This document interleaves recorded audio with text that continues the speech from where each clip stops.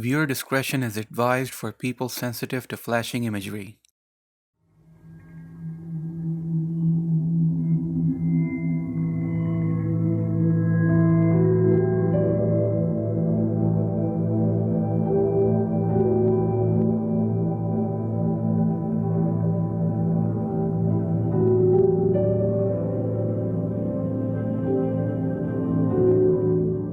Recently, Alpheos released the Town mod, along with the help of a few collaborators.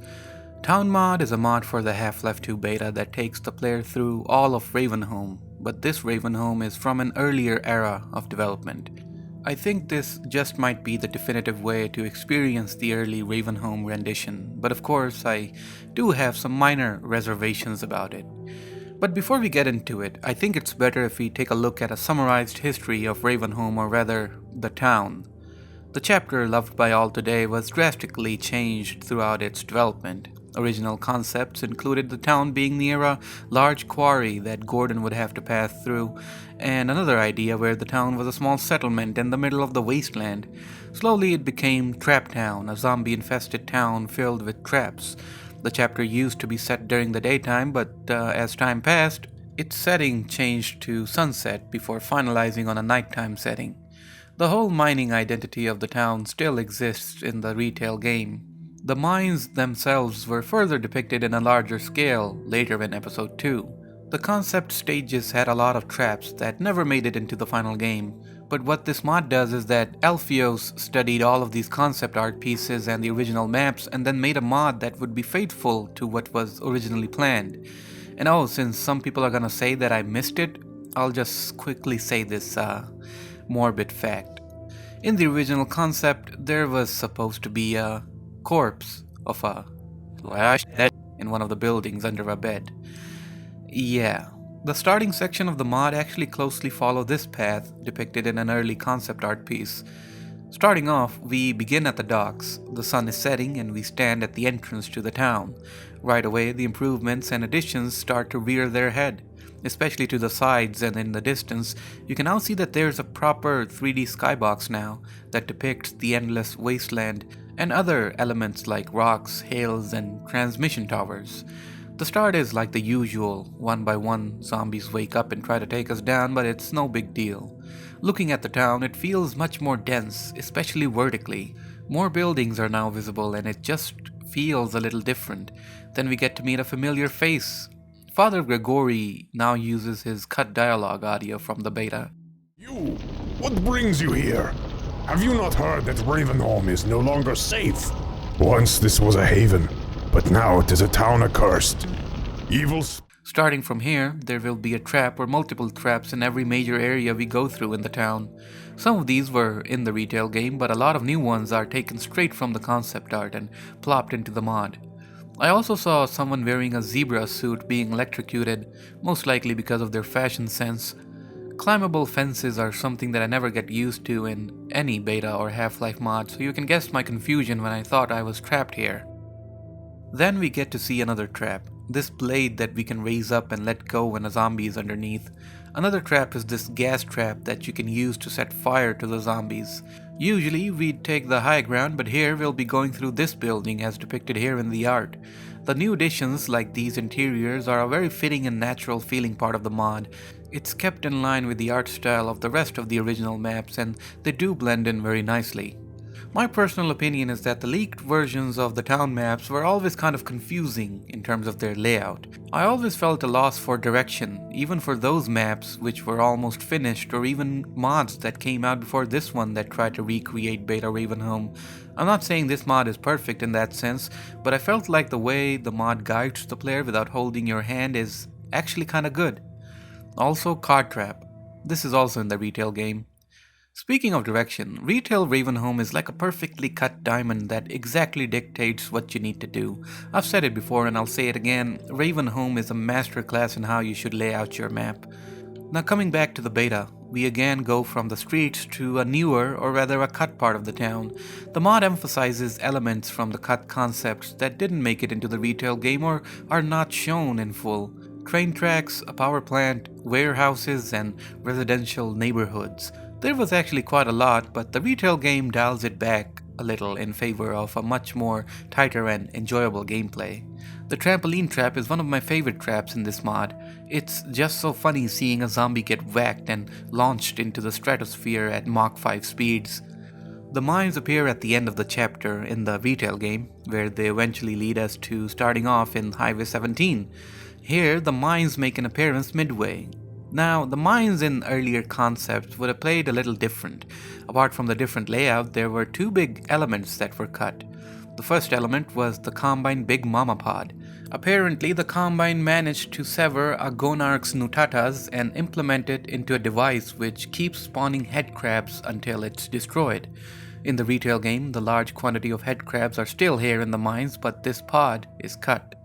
The other big element here was a cut vehicle called the Digger. This vehicle would have been able to chew through mostly anything, and since the Mama Pod is invincible to the player's weapons, we would have to use the Digger to take the pod down and clear a path. The Digger originally didn't have any textures, so these ones you see were made by the mod authors.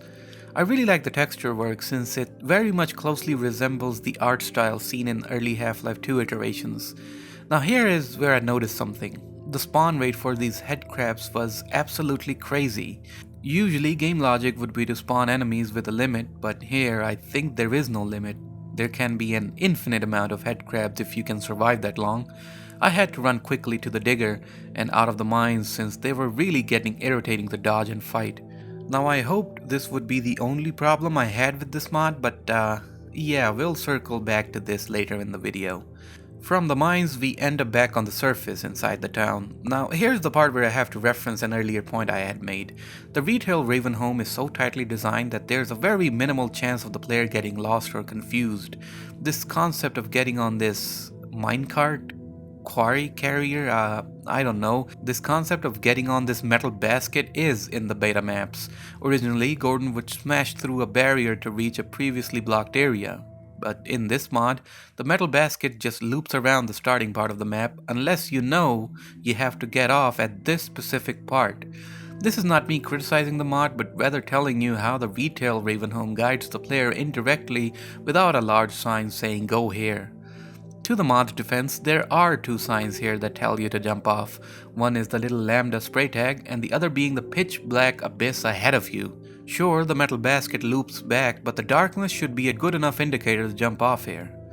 One other thing to mention is that we don't have the gravity gun with us. In fact, from all the leaked maps and modded leaked maps I've seen, none of them feature the gravity gun in the town maps, and I think I might know the reason. You see, in the earlier drafts of the story, we don't go from Black Mesa East to Ravenholm to Highway 17. Oh no. The sequence was that after Root Canal, we'd end up in the canals, and that would lead us to the quarry, and from there to the town, and finally to Eli Maxwell's lab in the cave. It would be there where we would get our hands on the physics manipulator, or something we know as the gravity gun.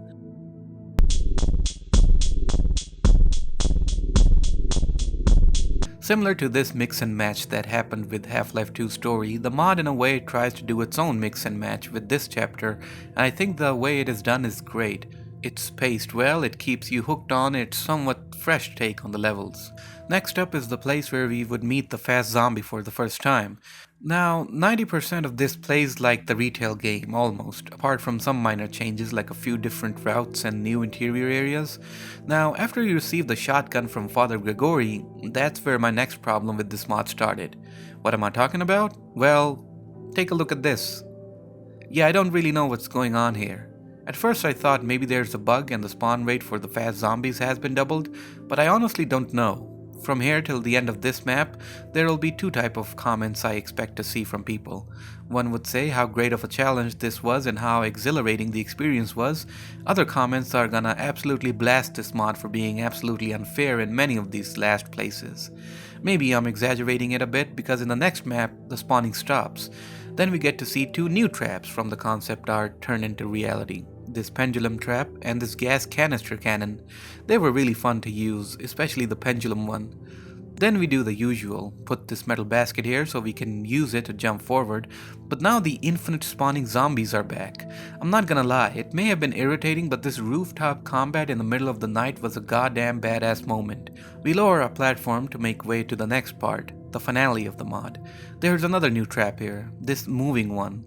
It was satisfying to see the monsters get jibbed here. Looking at this though gave me a heart attack for a moment, but I figured the mod wanted me to lead them to the moving trap. I thought I was in the clear, but nope, they just kept coming. They came from the front, they came from the sides, they came from the back, they came from everywhere. That didn't sound right, did it? God damn it. But I mean, look at this. And if one of you writes a skill issue comment, I will fucking lose it.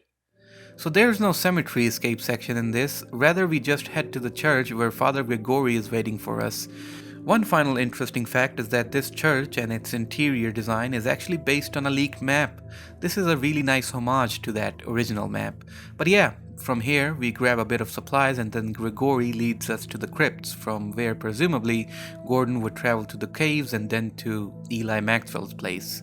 And that's the town mod. In a legacy that consists of mods like the AirX mod and the City 17 mod, I feel like Town mod is another fantastic addition. It took the very core that made the original concepts interesting and plopped it into this mod. From the start to the end, this mod provides a very back to basics type of feeling that I think all beta fans would enjoy. And just so you know, you need the Half-Life 2 mega build, or in simpler terms, a patched build of the leak to play this mod. Both the patched build and this mod can be downloaded from hl2beta.ru. And that's pretty much it for this one. Thanks for watching, and a big thanks to these benefactors for supporting the channel. Aoi, Nicholas Go, Imperial Embers, Unusual, T-Boy301, Tombstone, Jack5282, Taiwanesium, Bubba, Quiltman, 501st Cloneboy, Interloper CS, TTG, Robocop, Noel, Nobody Important, Franco Senlehi, Justin Nimbergriff, Tedesor, Orakan Nachos, Lambdre, Roadkill, Walter, Hobgobbies, NoClick, Geode, Fisher Grice, Hawk Assault, Mistress Paban, Jelen, A Normal Street Lamp, Tiervar Droid, and Bipolet. Thanks again, and see you in the next one.